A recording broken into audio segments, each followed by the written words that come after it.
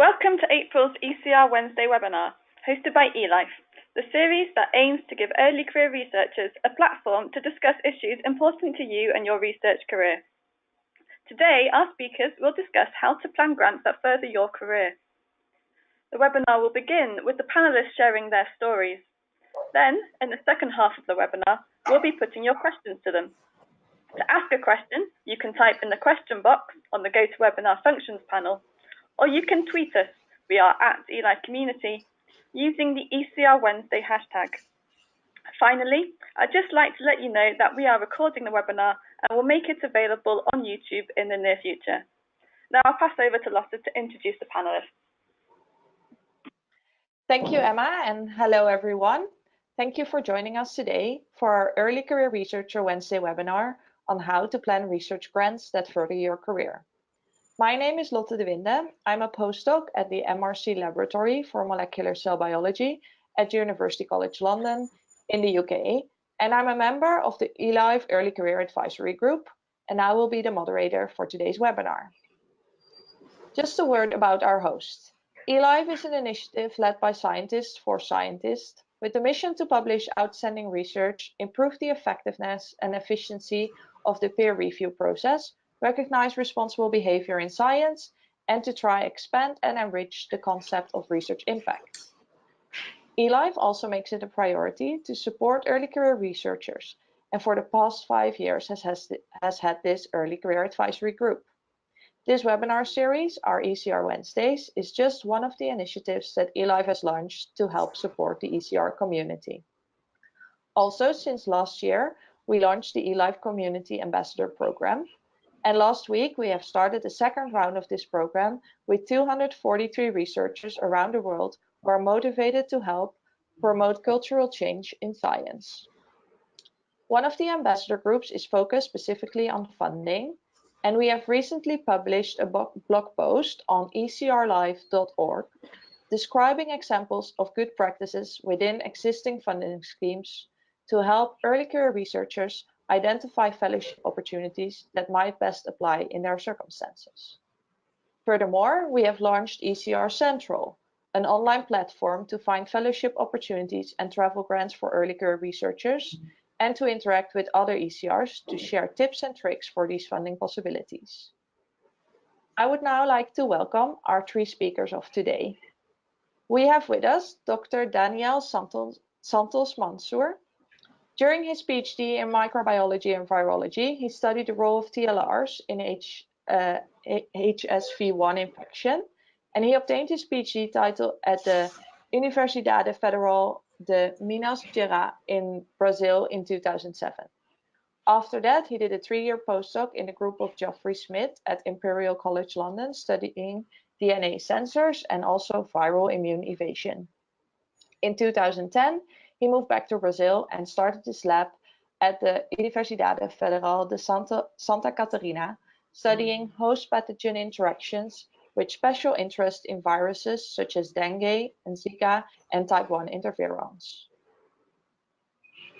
Our second speaker is Dr. Olivia Risland. She is an assistant professor in the Department of Molecular Genetics and Biochemistry at the University of Colorado in Denver. Previously, Olivia was a scientist at the Hospital for Sick Children in Toronto and an assistant professor of molecular genetics at the University of Toronto. Originally from Boston, Olivia received her PhD from the University of Oxford, where her studies were funded by a Rhodes Scholarship. During her graduate studies, she performed groundbreaking work in the field of mRNA decay, discovering an unexpected and conserved mRNA degradation pathway in the fission yeast, as POMBE. Olivia then carried out her postdoctoral research in the laboratory of Professor David Bartel at the Whitehead Institute, where she focused on post-transcriptional regulatory pathways mediated by microRNAs, pervasive regulators of gene expression in animals. Next, she was awarded an NIH grant to start her own lab. And the overarching goal of her laboratory is to decipher the connections between translational and mRNA decay. Her lab uses a combination of classical molecular biology techniques and transcriptome-wide approaches to understand the fundamental mechanisms controlling gene expression and to explore how these pathways are controlled in early embryogenesis and misregulated in disease. And our third speaker is Dr. Stijn de Laurey. He is a policy officer at the European Commission in the unit managing the Marie Sklodowska-Curie actions for researcher training and career development. Before joining the European Commission in 2017, he headed the International Research Fund support team of the Catholic University Leuven in Belgium and chaired the European Research Policy Group of the League of European Research Universities. He was trained as a researcher at Bayer, obtained a PhD in biotechnology in 2003, and did a postdoc at the Center of Microbiome and Plant Genetics before moving to research support and international policy. He was a member of various advocacy networks in support of research and innovation and researcher training. Thank you all so much for joining us today.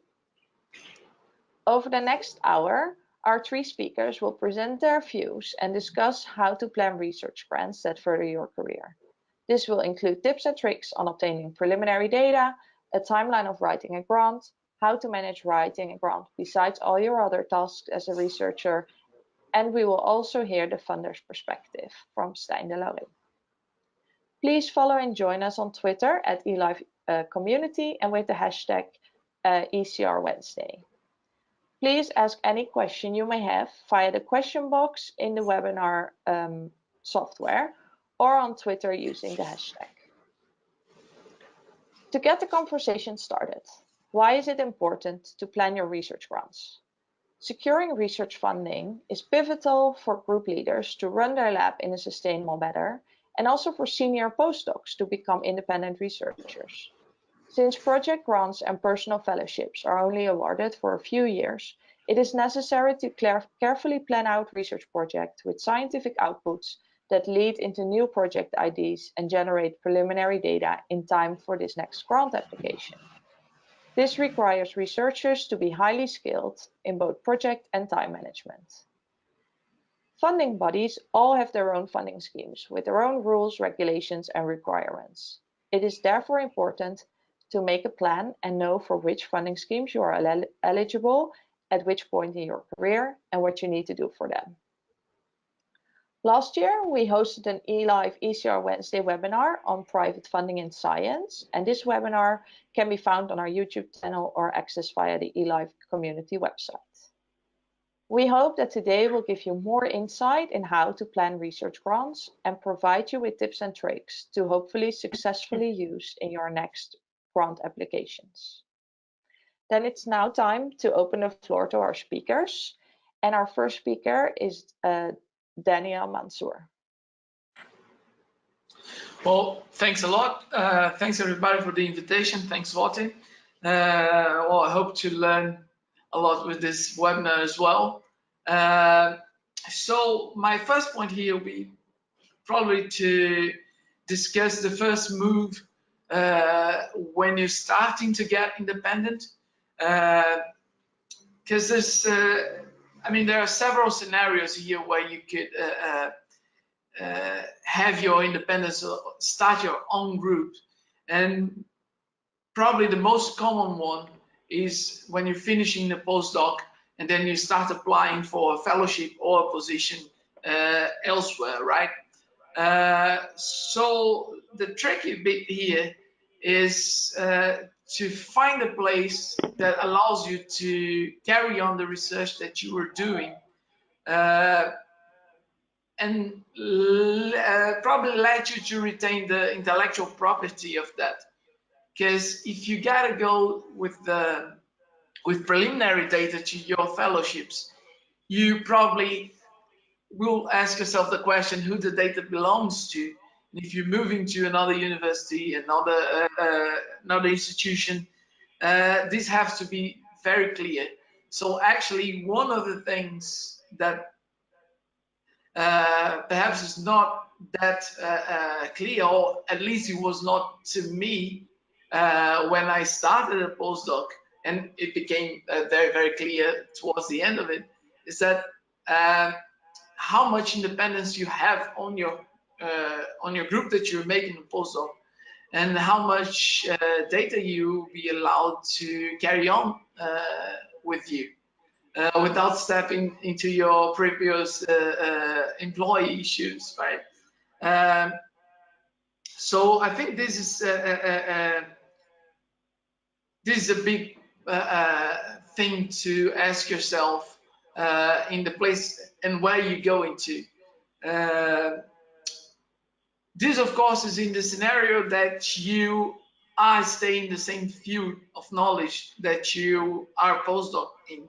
For many people, in my case, for instance, when I was coming back from England to Brazil, I couldn't stay working on vaccinia and DNA viruses because there's absolutely no appeal for the funding institutions here. So I had to change subjects, basically. I kept still working on innate immunity, and that's how I stay on the same pathway somehow. But I had to change viruses, for instance. And this is a big step, meaning that there was nothing that I generated before that I could use as preliminary data for some grants. So there is a paradox in this preliminary data thing when you're becoming independent. And I think the way forward, or probably some of the way forwards, at least one way forward to go for this, is to go for seed grants where those are not necessarily needed. Although I'm afraid those are not very frequent. So one of the other things that you might consider is, and probably you have to, especially when you're in countries that funding for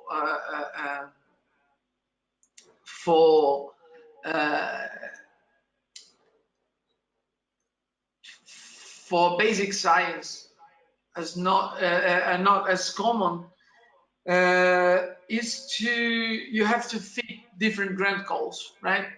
And this is also a big thing. You have to keep your mind open to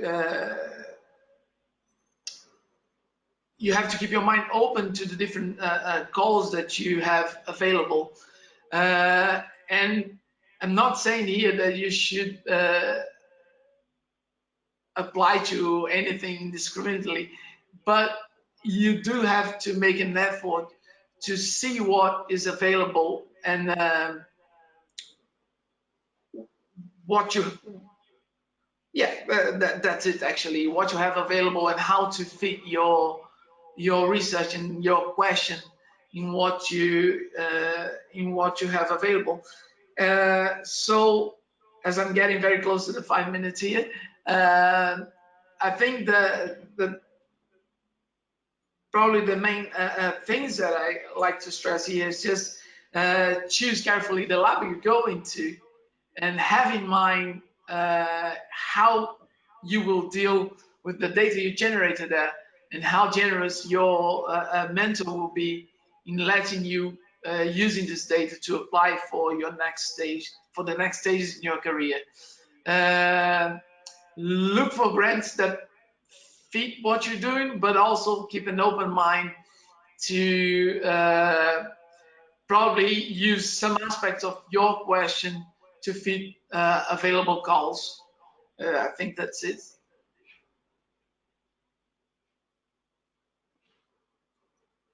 Great. Thank you very much, Daniel. That's very helpful and very informative to get those insights from you. So then I would like to give the floor to Olivia. Great. Okay, so hopefully what I'm going to be talking to you a little bit about today, so actually before I start, let me just thank Eli and Lotte for organizing this. I'm really excited to share my thoughts with you all. So what I'm going to be talking about the next few minutes are some specific timelines and strategies that I use when I think about grants, and then sort of some bigger ideas in terms of how you actually make time when you have a really busy schedule to actually do all the prep work that you need to do for submitting a grant. So if we can move to the next slide, please. So I wanted to start actually with this quote, which is from one of my favorite authors in talking about writing, because I think what it really emphasizes is the idea that writing is very hard work, and your first draft is never going to be the draft that you actually want to submit. So next, please.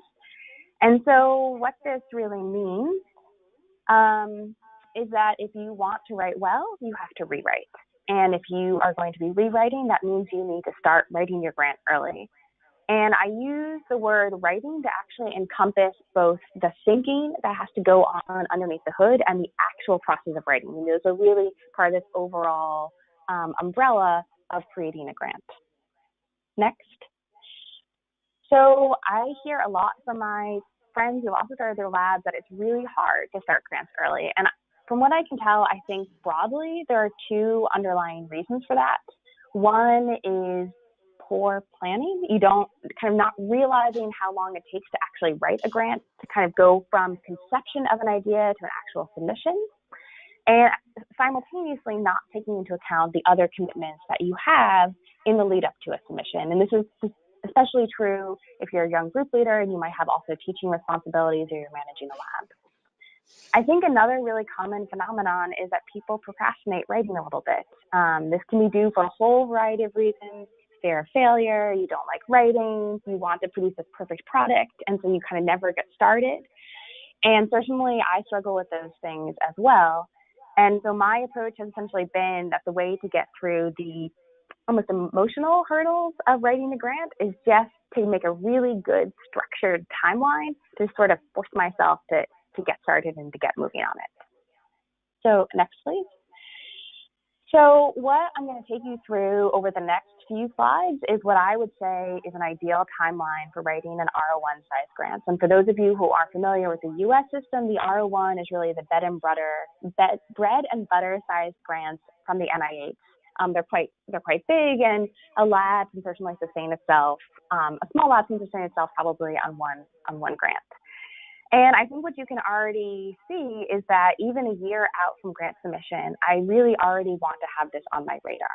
And so a year out, I'm thinking about potential grants that I might be applying for.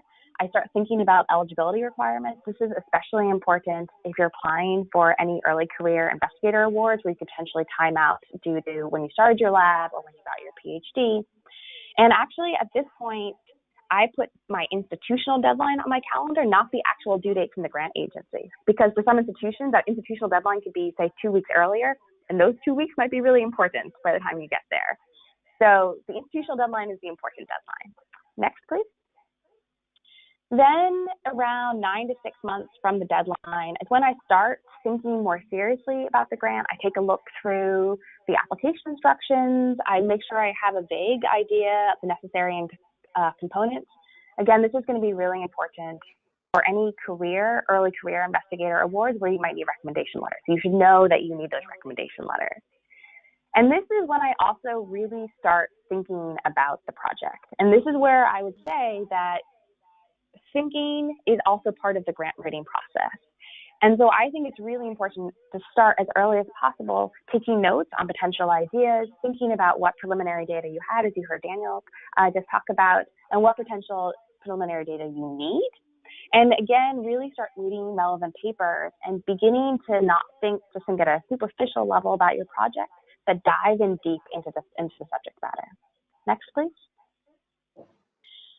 So then about 6 months from the deadline is where I get a little bit more serious about the grant. I reread the application instructions, and this is where I start making a really firm timetable in terms of when I'm going to write specific components and when I want them done by. And for me, I have to enter them into my calendar, or else somehow they float off into the nebulous to-do list that exists on my desk.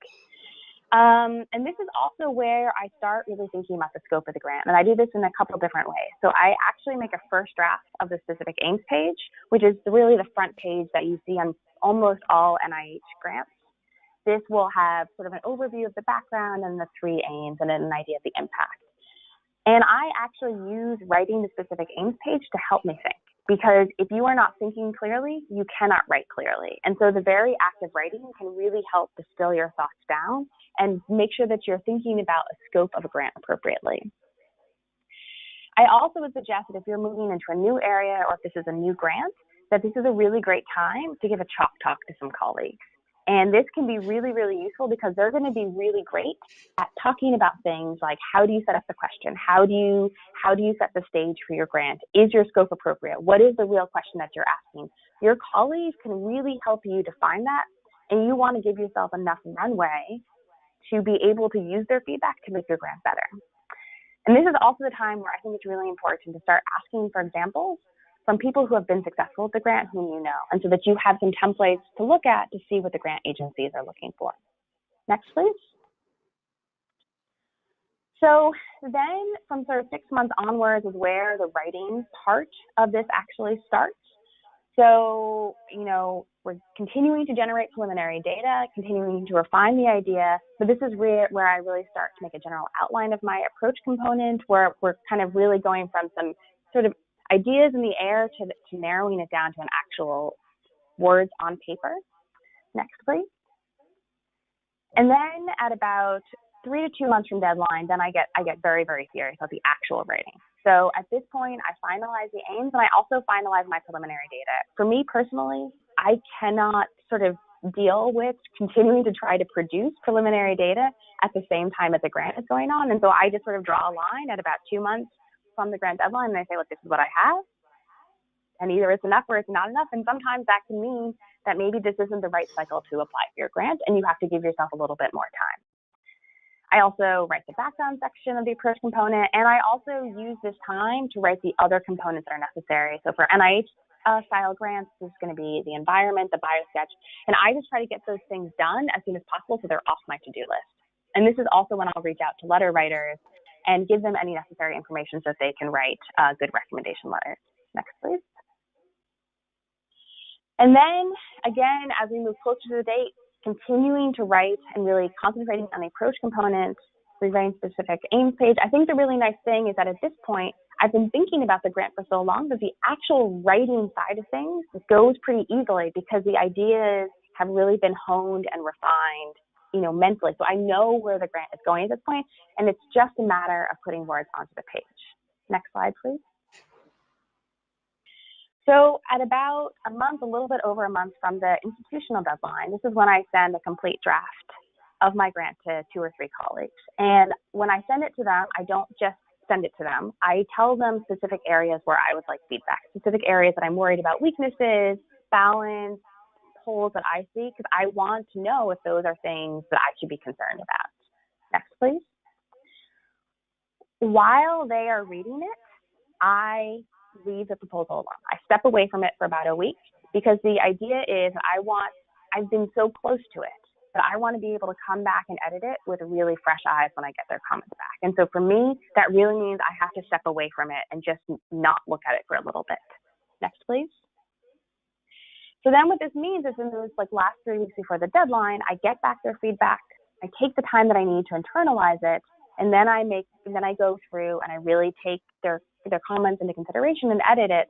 But the really nice thing is I've given myself that little bit of a break between having given it to my colleagues and getting their feedback back. And so I find that I'm much fresher and I really can look at things with new eyes at this point. Next, please. And so then finally, in the last week, at this point, actually, it should be pretty easy. It's just like rolling downhill. You're doing all of the easy stuff. You're spell checking. You're making sure the figures are in the right place. You're looking at the other components, but you've done all the heavy lifting along the way. And so this last week is actually not stressful in an ideal world. And again, ideally, you're actually submitting a day or 2 early, and then you're not worrying about websites crashing or any sort of technical issues like that. And so essentially what I'm trying to say is my whole strategy for submitting grants and writing grants is to make things as least stressful as humanly possible by starting things really, really early. So next slide, please. So in the last minute or so, I just want to talk a little bit about sort of why this can actually be really hard to put into practice. I mean, to be fully honest, I don't know, probably I've only had 1 or 2 grants where I've actually managed to do this ideal timeline in reality. And I think what this really boils down to is that when you're a senior postdoc or you're certainly a junior investigator, you have a lot of fires that you're putting out every single day. And some of them are important, some of them are not important, but what they do is they derail schedules and they take time away from you of doing these long-term, really important tasks. And so my strategy in general has been to find ways to essentially almost force myself to make a little bit of progress every single day on these really important long-term key tasks that are going to be the ones that really propel my lab and my career forward. So next, please. So what I think really is important to be asking yourself sort of all the time is really know the things. And these are experiments, grants, collaborations, speaking opportunities, all of these things. What are those things that are going to propel your career forward? And that's where you should be spending your time. And you want to spend as much time as possible. So next slide. So I just have in my final slide, I'm just going to run through some habits that I find really helpful for me to be purposeful with my time, and then I'll leave with some kind of further reading that you can have.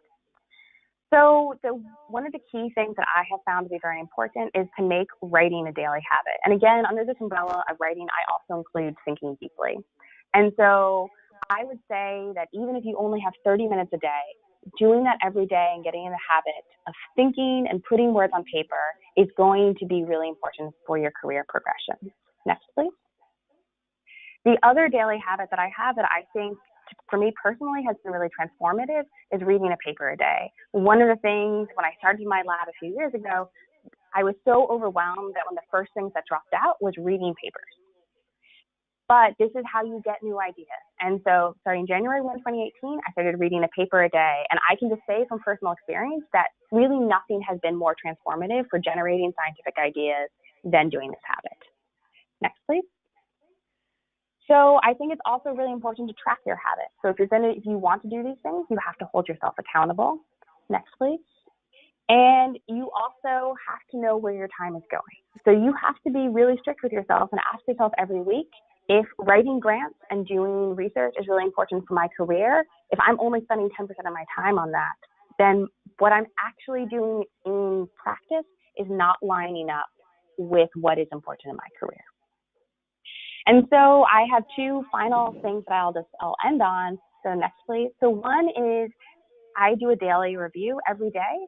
In the evening, I decide on what the most important tasks are for the next day. These are like my big rocks on my calendar. And these are the things that often fall under the important non-urgent classification. These are the things that I really want to make sure that I get done the next day.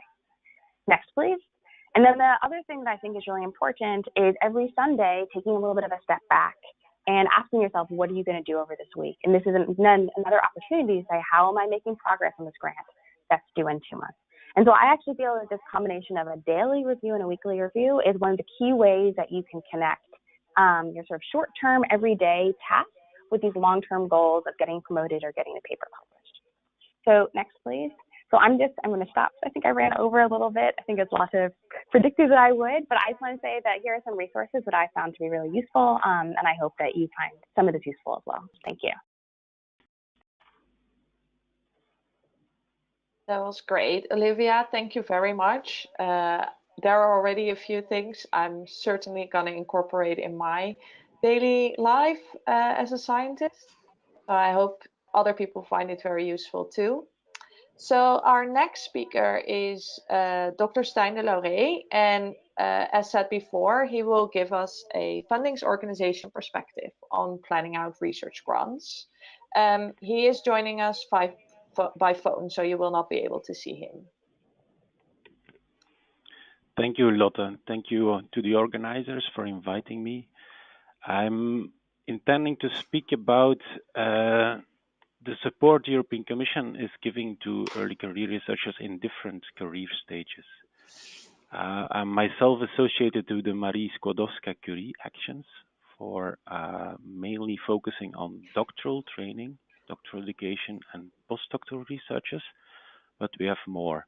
I would also like to speak a bit about crossing boundaries and the importance of it for a career. Boundaries between disciplines, between nations, international mobility, and intersectoral from academia to outside academia, companies, NGOs, and so on. And then I would like to focus a bit on the Marie Skłodowska-Curie actions and what it could offer you.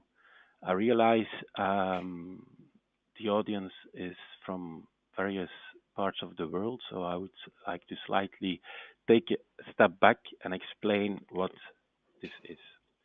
So next slide, please. The second slide, you should see a picture of Marie Curie. She was born as Maria Skłodowska in Poland, moved to Paris, married Pierre Curie. That's why we know her as Marie Curie.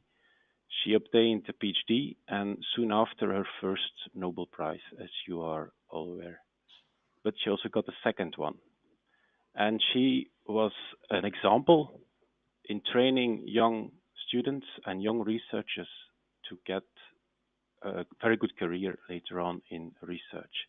Her daughter was one of them who also won a Nobel Prize. So because of this mobility, because of being an excellent scientist, she is the example, and that's why the European Commission decided to call her mobility and training program for young scientists the Marie Skłodowska-Curie Actions. Next slide, please. I think you should click twice. So on the third slide, brief introduction. The European Union provides 77 billion euro for research and innovation in 7 years. We're currently in the, almost the last year. The program itself is called Horizon 2020, the framework program for research and innovation, and it consists of 3 pillars. One where the scientists decide on the agenda, excellent science. One where society or societal challenges need to be solved, and one where industry is in the lead. Now, the excellent science program, 2 of the parts are dedicated to scientists.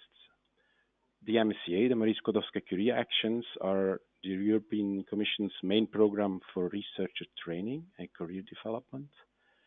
The ERC, which stands for the European Research Council, supports researcher-driven frontier research based on competition. And I would also like to mention the EIT, the European Institute of Innovation and Technology, which is educating master students, PhD students, postdocs, and senior researchers to become more an innovator, an entrepreneur. So next slide. The Commission in this sense is supporting a sequence of research careers. We have the MSCA training networks for doctoral candidates, the MSCA fellowships for postdoctoral researchers, and then it moves on, or it can move on to ERC, the European Research Council, who supports starting grants for assistant professors or young researchers between 2 and 7 years after their PhD, consolidated grants between 7 and 12 years after they're obtaining a PhD, and advanced grants for senior scientists. Now, you could say this is in kind of an academic tract. The ERC, I mean, because it's focusing mainly on top-level scientists. Now, the MCA is doing more. About 11% of people who obtain a PhD, at least in Europe, are able to go for an academic career as a professor, to get a position as a professor. The others move out, are very successful, go to a company, go to the government, or do other things in universities. So the purpose of MCA is more than preparing an early career researcher for an academic trajectory. It's supporting them it's delivering talents, highly skilled people to wherever in society for the benefit of society and economy. That's why the purpose of MCA is a bit broader than only the academic track. And the training networks should include components that allow the young trainees or fellows to go wherever they want. An MCA training network is based on an excellent research project, as is an MCA fellowship, also based on an excellent research project, but it should be more. There should be a dedicated training section on the skills the fellow would like to acquire, the things they want to learn. It could be teaching, it could be on intellectual property or entrepreneurial skills, digital skills, whatever. So each individual can propose a project which includes not only research activities but also training.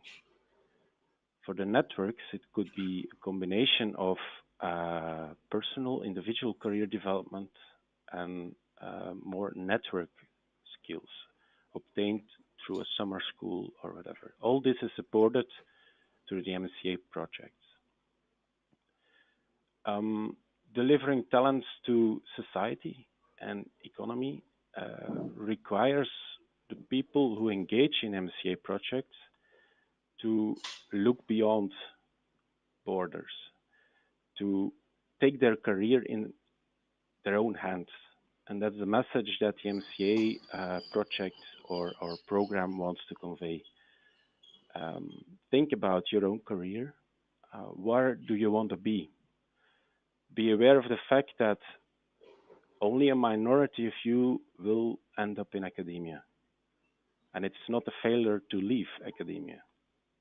To the contrary, the society needs a lot of highly skilled, highly trained people like you. Now, the EIT is an educational program for innovation entrepreneurship.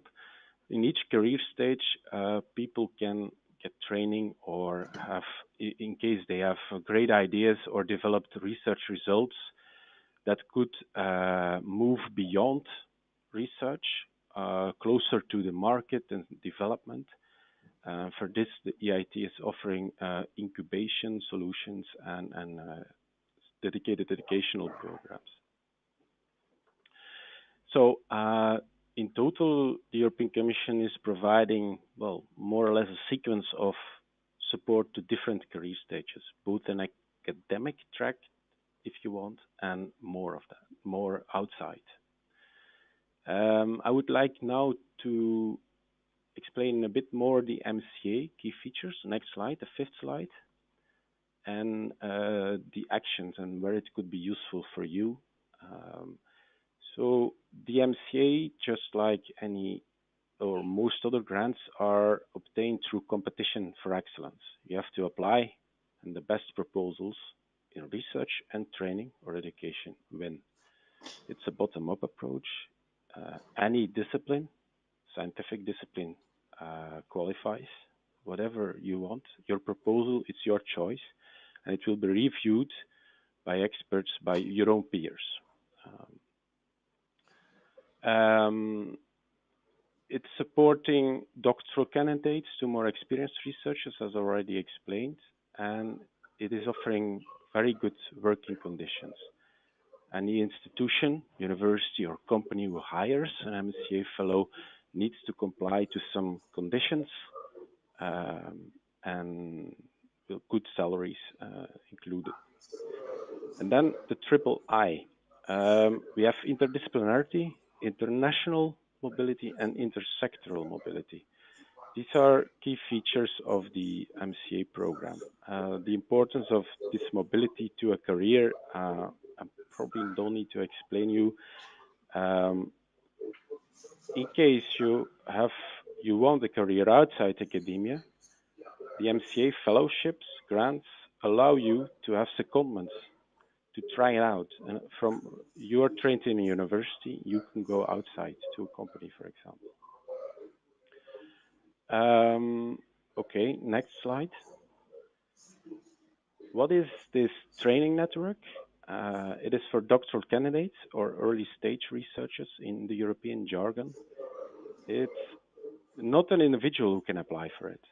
It's a network of supervisors who apply with a dedicated research project and training program. And they can hire up to about 15 PhD students per network. The exposure of all fellows to outside academia is strongly encouraged, exactly for the reasons I mentioned before. And that's why a lot of partner organizations can be attached who give specific training, but also allow secondments of the fellows. Next slide, please. If you're interested in how you, as an individual early career researcher, can apply and be trained as a PhD student or doctoral candidate, you can apply directly to the networks. These networks have been selected by the European Commission independent selection process, and you can find them on the Euraccess website. In many, well, we have projects running and or starting up in all disciplines. Next slide, please. I'm almost at the end. The individual fellowships of the MCA, this is the 8th slide, are dedicated to experienced researchers, those who have a PhD or have at least 4 years of experience. We have two types. Either you come to Europe or you move within Europe. This is a European fellowship. Or you as a European or a researcher with residence in Europe wants to go out, which is a global fellowship. These are fully covered. You get a salary, a mobility allowance, a research contribution and a training contribution, and the institution that hosts you gets management costs and indirect costs overheads. So global fellowships, European fellowships can last up to 2 years.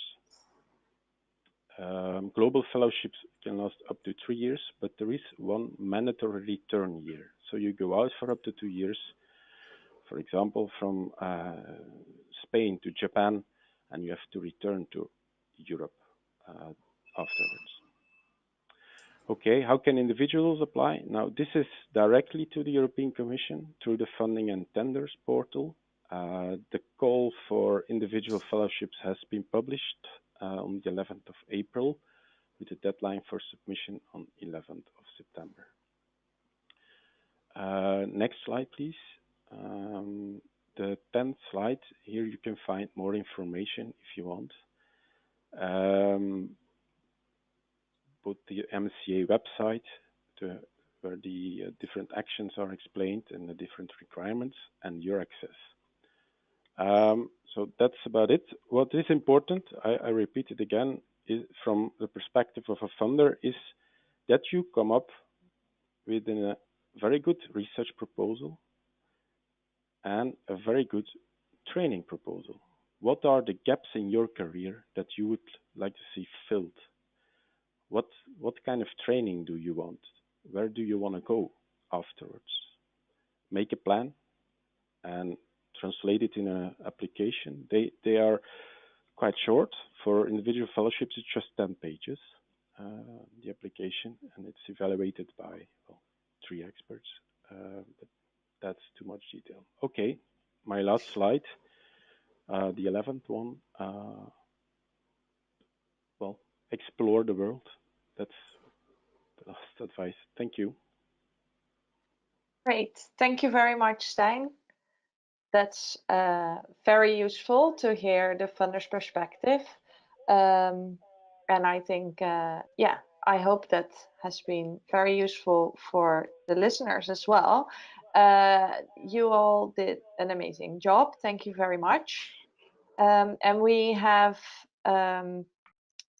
we already get loads of questions, but still, please, if you have any questions,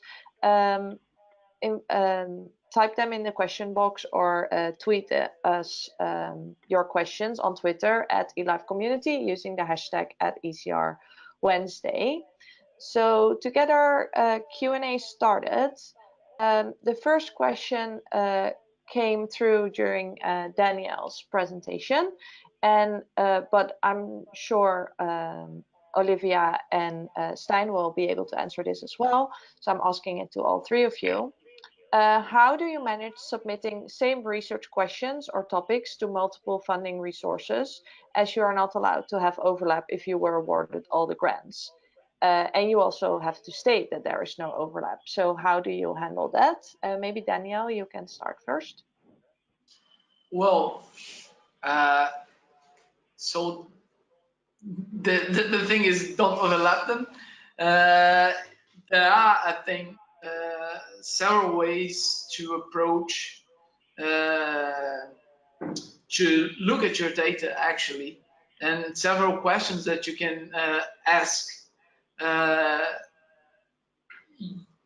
using the same framework probably that you used to have. So if you're not allowed, you just have to look at it differently. You have to be creative, and that's where what Olivia said is really important.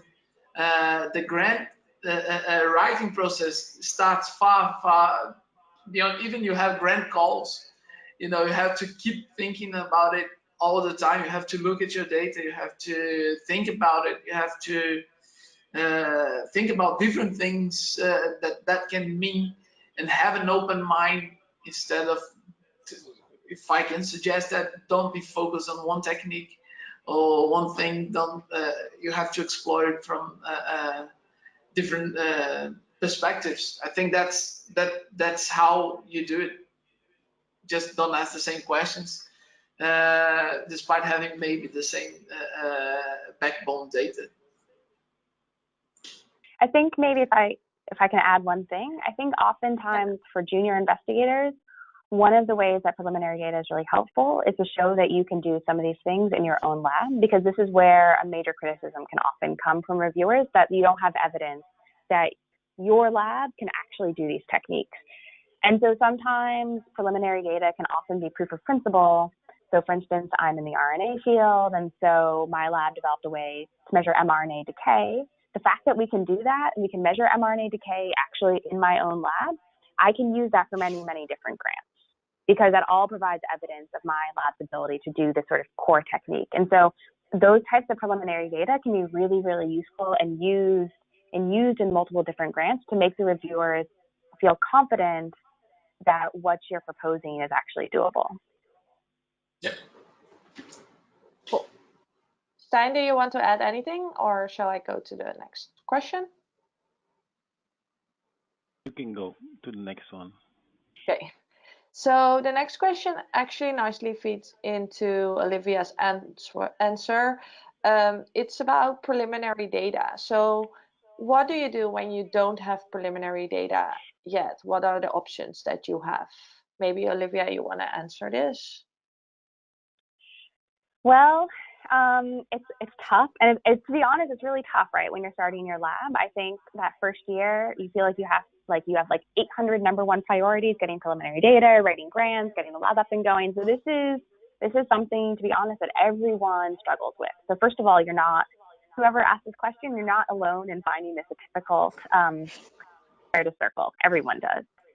What I would say is that this is where, if you have anything, for instance, from your postdoc or your previous lab, where you could sort of use it as, again, evidence of your ability to do these things, that can be really useful. Another thing that can be very useful is if you can establish some collaborations with people, where potentially then you can, I don't want to say leverage, but you can use the fact that maybe your collaborator has expertise in this, and so then you can point to that as a way to move forward. Where you're really going to struggle if you don't have preliminary data is if you are proposing doing a genetic screen or a CRISPR screen or some sort of high throughput sequencing experiment, something high throughput, right? That's more of a fishing expedition.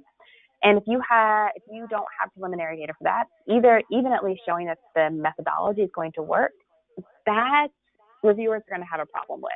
But I think a lot of these other things, I bet that there is a way of sort of taking what you've already done or the collaborations that you already have to kind of piecing together the pieces to hopefully be able to get something that is as solid when you submit it.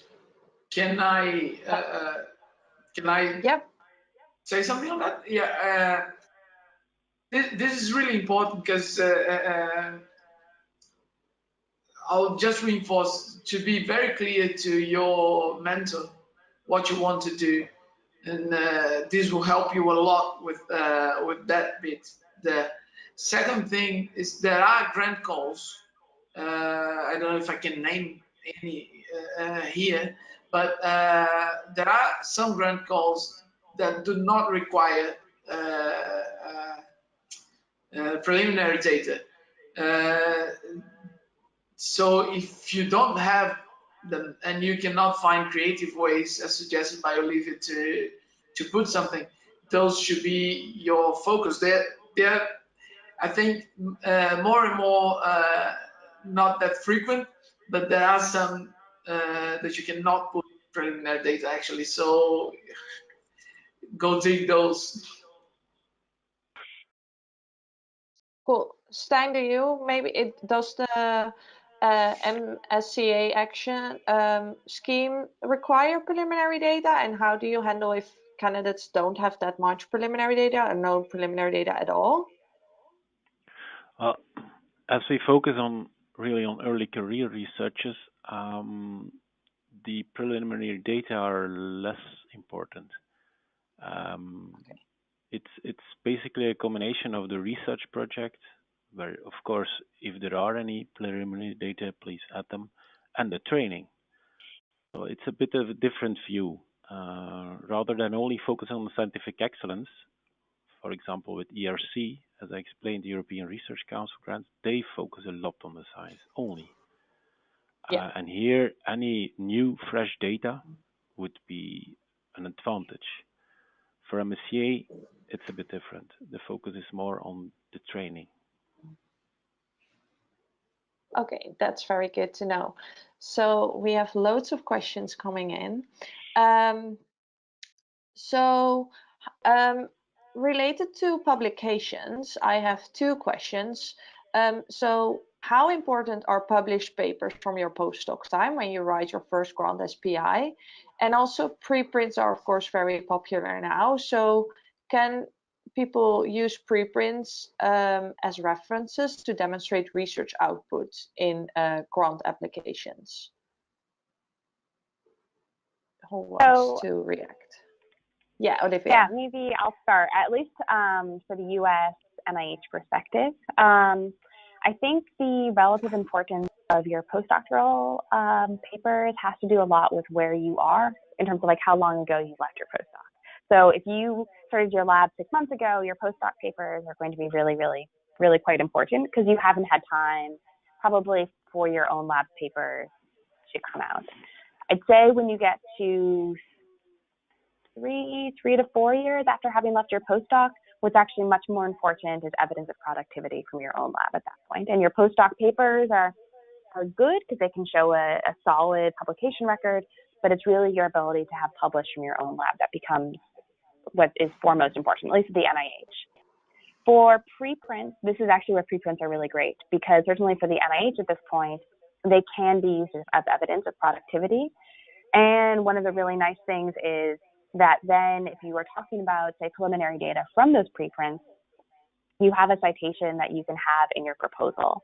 And so I think, at least in my community, I think preprints are beginning to be much, much more accepted. And sort of the feeling is the ideas of manuscripts in preparation, if it's not on bioRxiv, the in preparation means a lot less, but because now we can put things on bioRxiv. So at least for the NIH, preprints I think are very, very useful, really, especially for junior investigators where, you know, maybe 2.5 years in, you've submitted something, but you haven't had time for it to come out yet. And now you really have some evidence of your productivity.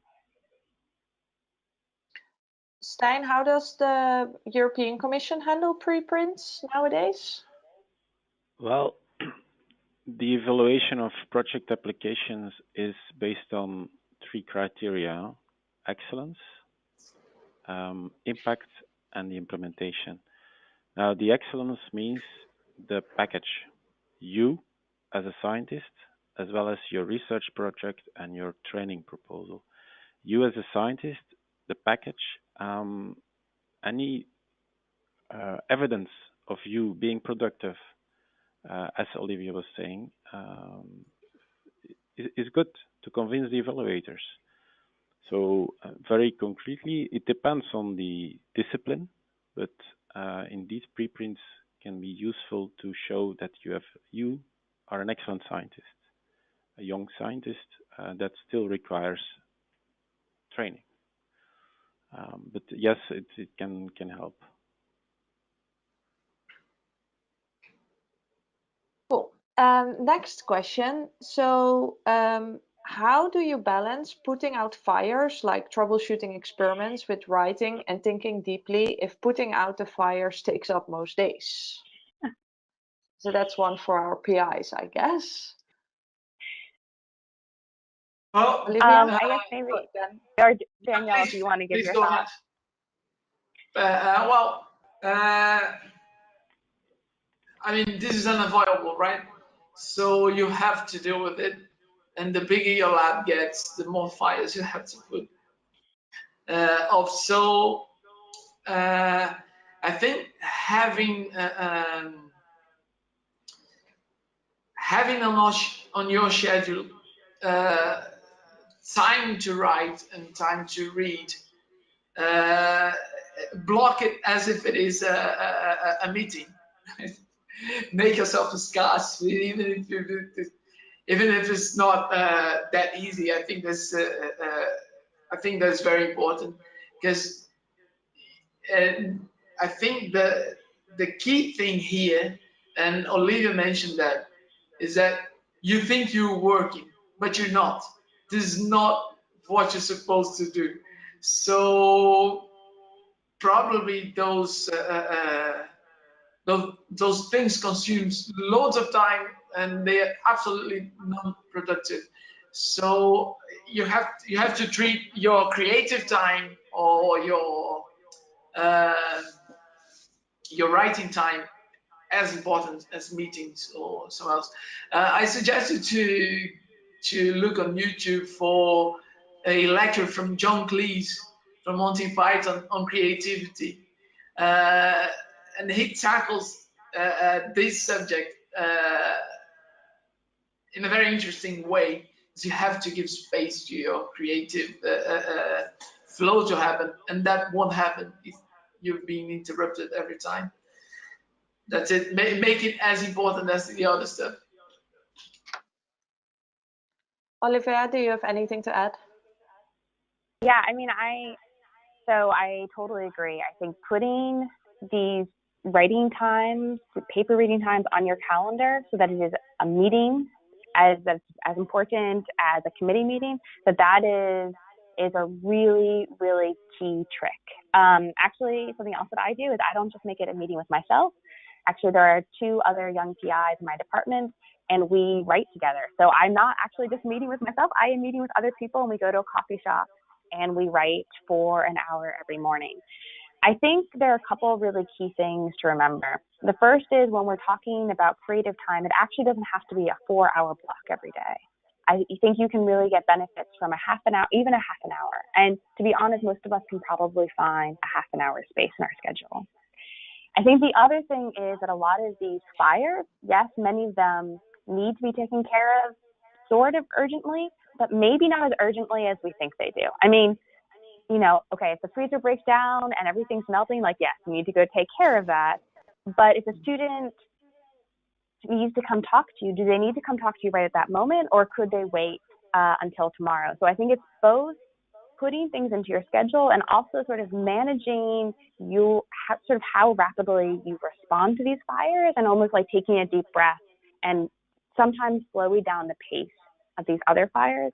And then I guess the third tip that I would say, and this can also be something that I think especially a lot of women and people of color face, is that you get asked to be on a lot of committees when you start.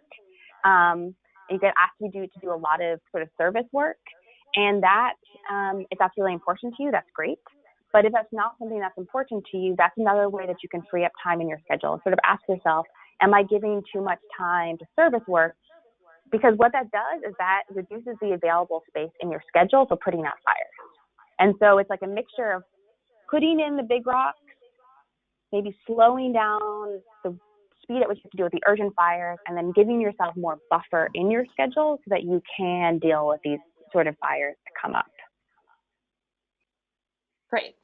We're almost there, but I want to ask one last question to Stijn, which I think is an very useful question for all early career researchers writing a grant. What actually makes a good or attractive research and training proposal? Well, that's a very general question. It requires a general reply, I guess.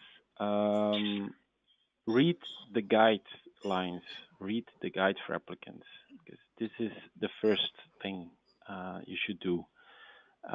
Follow the instructions of the funder. Too often this is not done properly by the applicants. That's the first, I would say. Secondly, start from an excellent idea and make it attractive. Consider the fact that the evaluators, the experts, don't necessarily are familiar with your are not familiar with your project or with your idea. So you have to explain it very well. And this should be clear in the very first minute they read. The first section they read, the abstract or the general objectives, is the first, well, gives the label to your project application. And if you consider the MCA project, in this case, it should go beyond research. It should be about you, your career, your future. What do you want to do? Listen to what the funders want, and do. If you apply for an ERC grant, a European Research Council grant, it's all about the science. If you apply for an MCA grant, it's about the training as well and where you want to go. So that's basic advice. Perfect. And Then for the rest, will... sorry. Yeah, that's fine. If I might add, also in the previous question, keep calm. It always seems impossible until it is done. And in every problem, there is an opportunity. Well, these are general quotes, but it helped me when I was doing a PhD and a postdoc, at least. I think these are excellent quotes to end our webinar on. So I would like to thank again our speakers who joined today and who tuned in and contributed with loads of questions. I unfortunately didn't have time to ask them all, but please, if I didn't ask your question, please put it on Twitter with the hashtag hashtag ECR Wednesday. And I hope our speakers will be able to answer the questions then for you. So I think this was a wonderful opportunity to learn more about how to plan out research grants. I hope that for everyone, today's discussion has provided you with useful tips and information. And I wish everyone good luck with writing their next application. If you have any feedback on this webinar, we would very much appreciate that. And our next ECR Wednesday webinar will be held on the 29th of May and we'll be discussing mental health support for early career researchers. You can find the registration link in the chat box or on the eLife community website. I hope to see you then. Thanks again to everyone and I wish you all a very great day. Bye-bye. Bye.